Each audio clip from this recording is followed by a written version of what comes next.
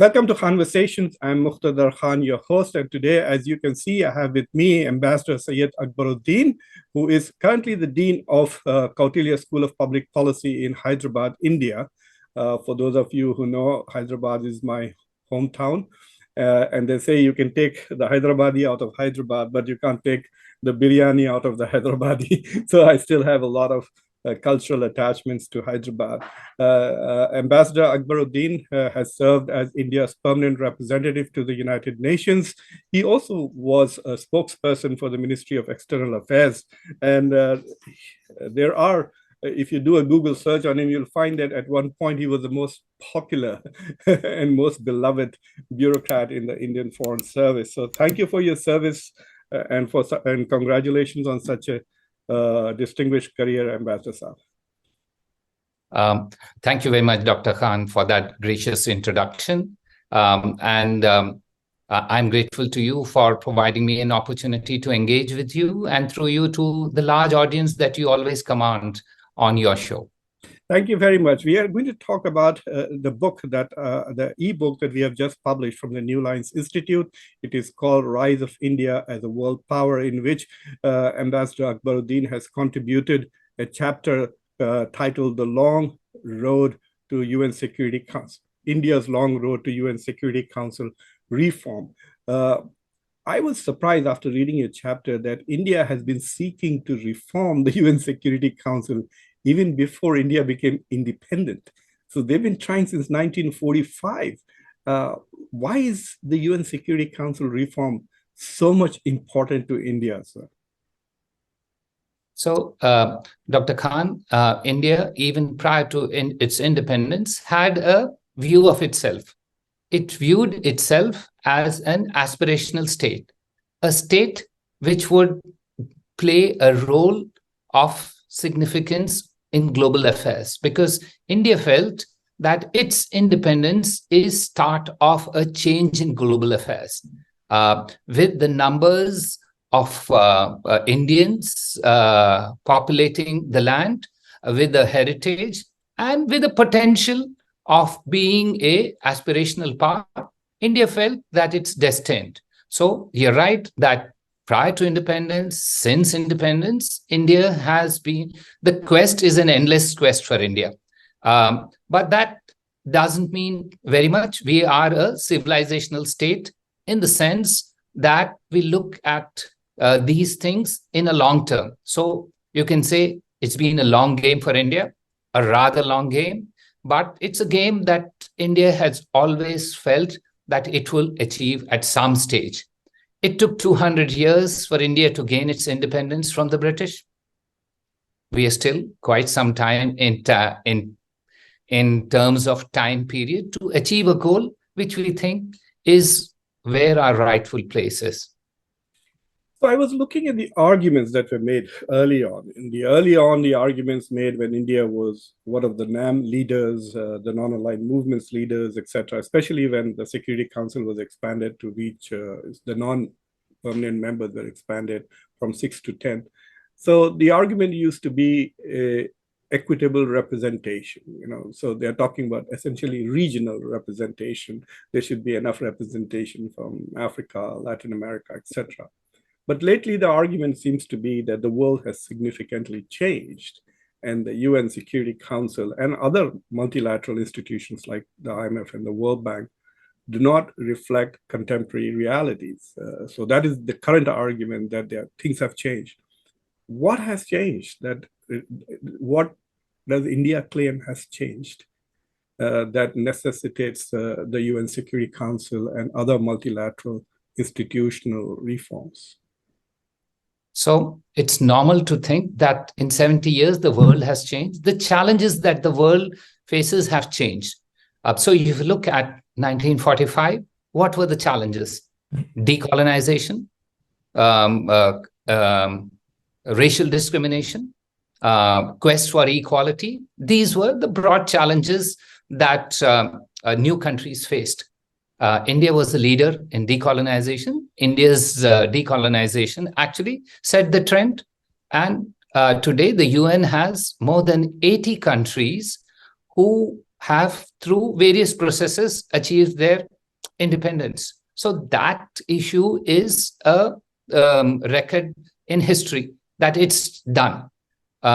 India was again the first country to raise the issue of apartheid at the UN. It wasn't any other country which talked of apartheid being a total denial of human rights. That issue since has settled. So while we still talk of equitable, equitable now means a different thing, that there are new challenges. These challenges are, for example, climate change, for example, global debt, for example, artificial intelligence. And today, what the UN and all its organs were set up in the name of we the people. We the people is also the start of the Indian Constitution. So you can't say that you would like to have democracy at home for those who promote democracy at home and promote it among states, to say that global governance is not going to be democratic. So that has changed. And India's argument is that nothing about us without us being involved. After all, India represents a sixth of humanity. Today, the population of India is more than the population of, if you leave China out, all the Security Council members together. So much has changed. Geopolitics has changed. Hard power has changed. Soft power has changed. And India feels now that in any global decision, it is a significant player.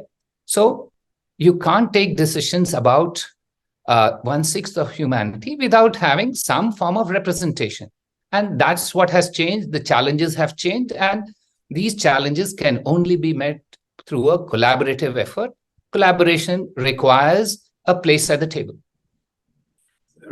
So what is interesting is that, I mean, I think the argument that the UN unfortunately probably will listen to more is that there has been significant shift in balance of power, with India soon going to become the third biggest economy. And for the last 25 years, it has been a nuclear power, and there are only 9 of them.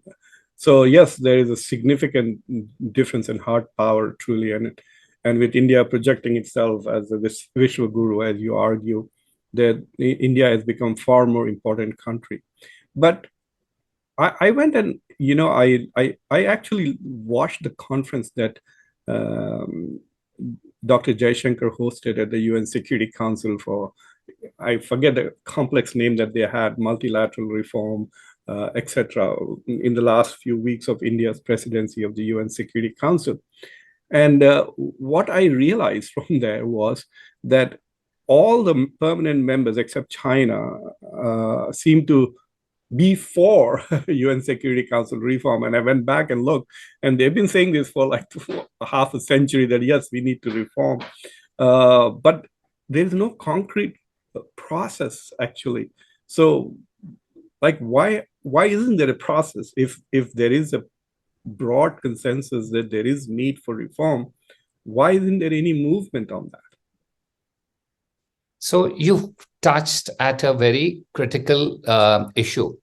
The issue is that in reality, none of the permanent members are going to do the heavy lifting in this issue, because they all feel that their status has to be preserved. Now, they want that status to be preserved in toto. UN Security Council reform is stuck not only because of a non-agreement about who could be the new permanent members, but the issue of the veto. And that's where the permanent members are concerned that any further movement down this path will inevitably, in the final instance, involve some give on the veto. Because it's not about consensus. There are 190 countries, perhaps, or 187 or 185, who will say, all right, let's have a diminution of the power of the veto of these 5 countries. And so therefore, there is a reluctance on their part, which is understandable. That's how politics is played on the global stage. So India doesn't expect all of them to do anything. The Chinese have been less nuanced and more direct in their view, saying that the time is not appropriate. They are looking at a long-term arrangement whereby their interests are covered in other ways. And as I mentioned to you at the beginning, India is in this for the long term. So this is all right. If global governance is to succeed, there is no way it can succeed without India.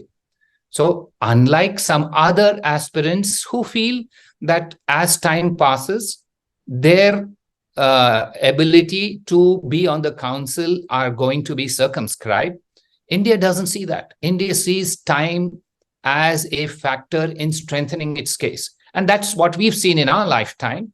Nobody took India seriously as a permanent member in the 50s, including our own leadership, perhaps. We didn't think we were ready for it.